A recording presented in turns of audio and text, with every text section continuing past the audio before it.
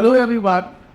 Today we are going to discuss on a topic which is going to be one of the most important topic for fashion students because we are going to cover 100 years of fashion in 10 minutes.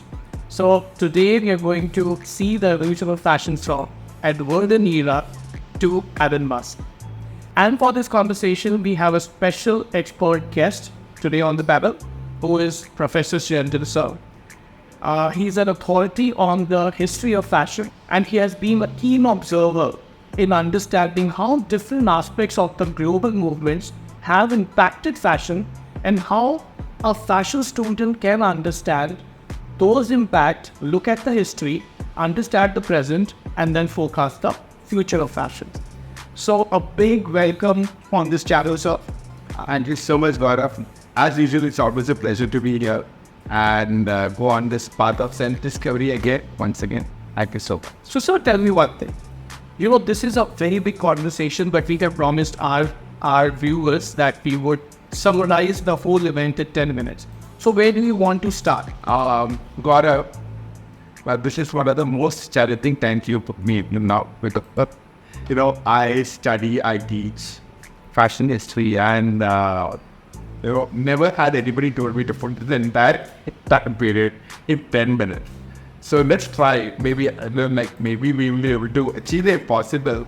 I will go through the entire format and touch and go, covering certain important points so that we can all connect at a generic level. So let's start with maybe the turn of the 20th century. Okay? Since most of the generation which belongs to me, we were born in that century, and compared to most of the people who are viewers who are probably born in this century. Okay, so starting from there, let's begin. We're talking about the beginning of the 20th century, a very exciting stage in the human history. Why? Because industrial revolution was at a peak. Okay, and the outcomes were showing. Electricity was on. There was trams running. Never before.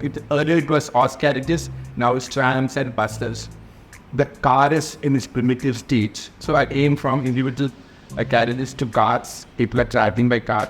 And we all got up, people are traveling through air because the Wright brothers had invented the aeroplane. Okay, right? So, which was eventually used in the First World War, unfortunately.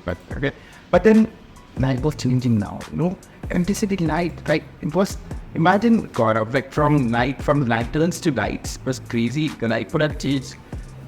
But the Edwardian era also, at the turn of the century, meant people were still in the period of La Belle Époque. Well, that's basically a period where they said in those golden days before the First World War happened. Okay. So that's a period where people are still attaching themselves to the romance and the Victorian age and the biggest section. Okay. And the industrial revolution was drastically changing the society in a very different lifestyle. Okay. So then that was a time as people were agitating or not. And then cowboying the World War happened. I hope that tell me which year? 1942 to 1980. It's fantastic. But not much people like me like this. Okay.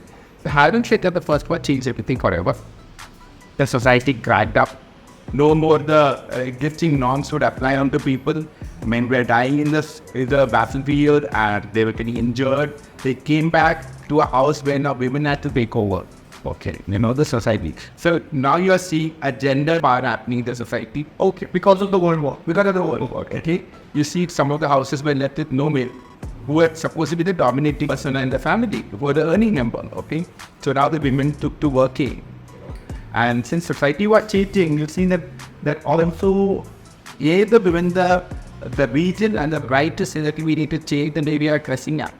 Okay, So now we are from the World War, we are coming into the 1920s, the roaring 20s, got one of the most glorious decades of the 20th century and the history of fashion. The flapper girls happened, women rise to vote, okay, and the slowly women are emerging now because now they are the earning members. They have to be the same in the society and in the family here. So from the 20s, we see the mated dressing for the first time. The length of the skirt goes above the ankle. Yeah, that's where you see in the generic format, like even applying to all the levels, okay. And then we see the arrival of the 30s, the great differential, where the fashion is in a high level of contrast, on one side you have the rich getting richer, which is a minuscule part of the population, and the glamour of the Hollywood, So the entire passion of the Wall Street resulted in people going up overnight, and you can see extreme levels of poverty happening across Europe and America. Now, this we are also talking primarily in the European and American setup. When you're talking that's a world order, because somewhere or other they were also affecting the colonies. Let's get that, okay? So tell me one thing. So right after the World War, what kind of significant changes we can see in the women dress? So you see a lot of those gowns and the long things, okay? Now they start changing into things like getting into more slender skirts, okay? And women start wearing jackets slowly, okay? And the jackets were then Victorian era, but these are more functional jackets because they are required to go out and they need to keep things put in the pocket and things like that. We see the elaborate ads getting shorter, okay? We see the makeup getting a little bit more modern, okay?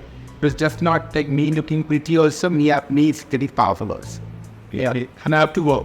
I have to work also, okay? And of course, just like the way they would conduct themselves, women are now coming into the fore. So you see the changes do as well, okay? So now we are seeing the 30s where the society is having a drastic change. The glamour is now. So the people getting more of awesome and like they would see the movies and they would like to imagine like, oh wow, what a fantasy world. So fantasy world got more fancy. And that's when you see the beautiful flowing gowns of the Hollywood, movies. And on the other side, there have been, things like, I don't remember exactly, but I believe they were called the beach sacks or something, something like that. Because they used to have these chicken seeds coming across in printed cotton. Okay. So once the chicken were fried, people could use that sack as this clothes out of it. That was the end of poverty we were seeing. Okay. So it was very strange. And then we moved on to the 40s. Like the night of the 30,000 and the World War happening. Okay. So the 40s, the first half is completely dominated by World War II here. And then finally, I think I don't know what happens in fashion, okay? We see the explosion of the Great Mushroom, right? Yeah. And then the nuclear one. But what I just want to point out one thing, that while Charles Tredipper had been the father of crypto, I think that was happening in the around 1860s in Europe, somewhere in Paris, okay? We are also seeing the turn of the century also sees evolution of some very prominent designers who are now coming on their own now. You understand that? So that's also in fashion, we can call it the purview signs of the Iranian collections. Also like Walcott in the 1910s and 20s, his famous epic lampshade wears, and then Madame Fione, okay, with her bias dresses, okay. So, and then we have, the designers like, one of my favorites is Fortuny, Marianne Fortuny, with this Delvos gowns, yeah. So before we knew Sydney, there was already somebody who was completely pleated gowns. Okay. So these things were also happening. So 1920s saw a fabulous designer who was very old, very sure. So when you are in the change of the fashion in the modern women in the 20s, so one of the key person responsible is Coco Chanel. She came out with her jacket and her skirt look, which were modern, which were functional. She was a no-nonsense person, okay. And then Bingo, she was there, and so that set the trend for the modern women at the top level. Then we also see the little black dress happening during that time around the 1930s, because that's what she bought into the option that becomes a style statement, a grapher statement. And then we are moving on to a time which is called the 1945. First of the World War hits over, the world is frustrated, devastated, and here a new world order is emerging now, because now we are seeing the power shifting from the earlier English era to a more of an American and a Russian kind of a bipolar world. But the bipolar, I would call bipolar in a different way, okay? Polar worlds, but these two powers were the controlling factors. Okay. So you could also see that things in that new era with Christian Dior coming in with his I love that phase for them. Because here they were getting over with the war, but the doors were being rationed, and there was cringing everywhere, okay? And there you see comes up with a wisp of the vintage man with a sharp statement of modernity. That's the new woman, that's the new person, Yeah, so that Christian Dior coming, okay? And then as Christian Dior evolves, Coco Chanel starts, she's not primarily any fancy guy get away with it. She puts in her thing of the Coco Chanel. Chanel brings in her, reinvents her modernity and everything. They do that time. Right? So you see a parallel fashion emerging. Yeah. So whereas one was to the point and the other was giving in a new hope, So that is also interesting also because that's also the time before that we see Coco Chanel competing with somebody like Caprelli. That Caprelli was an amazing lady. I love this chapter. I loved Elsa's Caprelli much more than Chanel because she was funny. She was beautiful. She didn't do fashion for any objective. In fact, she had. For sure, I think fashion was art. Was art. Salvador Dali. Exactly. Yeah. Because she was giving fashion new venues to add on, And her famous lobster dress, be it her ribcage dress, or her shoes, hat, and everything. But fine, what great fine. So then from the 50s, just in the baby boomers generation, you see a world where new order is set. Everybody wants to be a good father, good mother, good kids, good neighborhood, good school, So, sir, excuse me. I think in 1940s, what happened after the World War II? Yeah, I think a lot of military came into fashion because there were a lot of military surplus that was available. And as you said, people did not have money. Right. So they started wearing that. And also since Hitler was very particular about how his colleagues are going to wear their. Right. So that also, so the military got its pathway into the mainstream fashion. Only the protein. Yeah, because you're right, because he's saying that people were draping national colors of national flag. You see the US flag, they're all coming into the mainstream outfits for the first time. You see the pin-up girls culture, the poster culture coming up. The tailors wearing all the patriotic and those outfits, and military majorly affecting the details in the fashion coming into the mainstream fashion. Because there was a sense of pride when people were wearing it. Early military manufacturing was only about being born in the war or in the fight zone. But now, in the modern era, military comes up with also sense of nationalism. Yeah. So when somebody is wearing it, you're also showing that how you stand by the nation. So it has a sense, even today, I'm telling you, if you see somebody in the industry style kind of thing in fashion, you do feel like there is a element of patriotism or maybe a kind of a greater pride, one exercise to be in the country. But it's more than fashion. Yeah, it's more than that. But yes, that's the arrival of military to the fashion. Military to the fashion. And I think after that, 50s you were... Yeah, 50s was a generation also when rockets, science was coming back. And that's how we see World War II also showed that the sky was now entering because with the dropping of the atom bomb and the more airspace, air power gaining greater significance in deciding the war endings, So people start discovering the skywards, let's go to the moon, let's go to the sky, and blah, blah. You have Neil Armstrong landing on the moon later on, and Leica, the dog, set across by the Russians. So we have a phase where people are excited. Probably that's also the time when you remember Star Trek. I don't know how many of you know, but Star Trek, we were getting service to watch William Shatner, the Captain Kirk, and the Mr. Spock and everything. So the whole movie, that whole set thing happened during that time, Yeah. So you were seeing also the effect on the fashion. You could see women having worn bras, and Basic. that's basically we were conical hats and all things. It was influencing the fashion here at that time. 50s was also seeing the evolution of a woman now. Yeah. With woman in the war phase, and now she's the 20s and 30s saw the evolution of modernity arriving now majorly. Here, 50s saw that modernism was now setting in.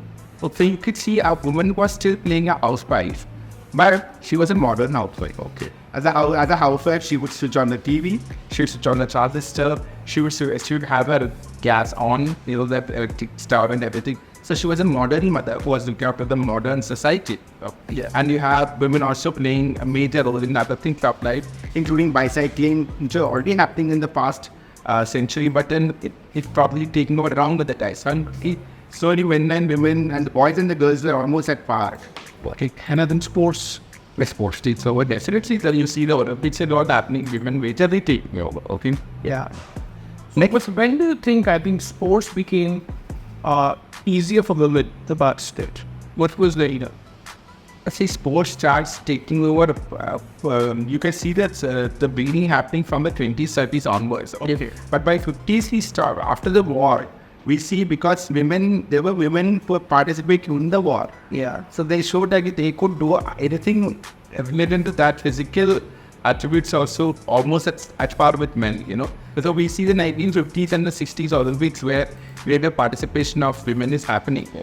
So, and then what we are observing is the period of 1960s. We have the most, again, the spectacular decades of all times. The swinging shift. I would have loved to be the priest. It's a period where so many things happen. The civil rights movement happens. The hippie generation is happening. Then it's also the time when the Vietnam War effect is closing down because of the greater social impact. So the hippies as a generation, they were trying for certain radical changes in the society, and after the hypocrisy that was happening in the society, they wanted things against that. There was also the racial discrimination coming here again. And since things also see after the World War II, we also see a great influx of philosophy coming from the east towards the west. You understand that? So primarily the Victorian era dominance of the Abrahamic case being there within the Europe and America. You also see a lot of Shintoism, Taoism, and the Buddhism, Hinduism, those things coming over. Then from the Persian, Middle East region, you also find Islamic ideas going across the globe, So what we're seeing is a great influx of philosophy and a pointing of culture happening, So 60s is that generation which is wanting to discover all that. But they're also a generation which is going haywire because LSD is coming to the sea. And a lot of people take to drugs because they see that they just want to go away from this whole harsh reality of hypocrisy, Vietnam War, racial. So the whole thing by the end of it culminates in the fact that 60s and as we are reaching the 60s and you see a lot of settling down. The Vietnam War gets over, or so the civil rights movement gets acceptability, and the fashion is at a very interesting phase where you have girls in mini skirts, boots, highlight boots, I think t-shirt with those cat eyes, which is started from the 50s onwards. You can see that. Very interesting phase. One more thing that was very important in 60 was the transfer of power to the younger generation. Yes. Like 90s, 20s was transfer of power to the women. Now it was like after the youth wake, then happened in 90s. I got that before. I think, yes, you see the youth power gaining greater momentum. Yeah, musicians coming into the scene. Let's sing. Yeah, the new generation is strongly influencing each other. It's no more the older generation which was influencing them. It's the new generation themselves influencing each other. Yeah, very interesting shades if you look at it. So there's also the time when the first time we are seeing the fashion stepping up. So before that, fashion was ticking down from high level fashion from couture to diffusion and to other things, coming down to the mass production. Now we are seeing designers like Mary Quant, who is actually influenced by what is being seen in the streets. Correct. And she is building up a fashion in line based on for a high end, for the designer lighting, So the inspiration is coming from the street. So we are seeing the taking up effect of the fashion. Correct. Very interesting. We moving on to the 70s. We are seeing the society is a little bit more towards artificial scientific fashion phase also. But in fashion, it's a very exciting. Okay, because you are seeing multiplicity of elements coming in. Okay, so in the 60s, though Gisaloro came out with the smoking suit, the less smoking suit. The other one, what we are seeing, its mass appear happening in the 70s in the form of the pack suits. Okay, and then the smoking suit actually transformed into patch suit in the 70s. Yeah, very interesting. Yeah, and that is because more and more women are now educated now. They are into the job scene now, so they need something more to, and it was not very easily acceptable. So whatever modernity we are calling about in Europe, so around the 50s, even though there were women wearing cracks, but it was not really excessive thing. Okay, understand that? Okay. So now we are seeing the acceptance in the larger form of the larger society. So you can also say that in 60s and 70s also depict an ushering of modernity to the European social system. Yeah, socialism. Okay. 30s, we also see the LGBTQ community getting an acceptance because of the Stonewall incident happening, and the whole square of events which leads the world to a greater acceptance terms. Okay, And then you have a lot of the gypsy look of things along, okay, happening in the 70s. You have the Biba happening in the 70s, which was extremely in London, you know. There's a major fashion event, you know. Fashion area meeting point, okay. And a lot of things, okay. We have the beaches that you're doing there. It's still continuing to rain. And the shop culture. This is an amazing, that's another topic, big topic. Gaurav, you should not be, touching me into so many things when we have a limited time. But yes, we are seeing the major subcultural moments happening in the 50s onwards, in the form of hipsters and beatniks happening. Though one of my favorite early subculture happens to be the flapper girls in the 1920s. Yeah. Some people like quite a subculture, some people don't, but then I think to each their own. But then as we move further, we are seeing that there is this whole set of subcultural influence happening in the society, which is influencing the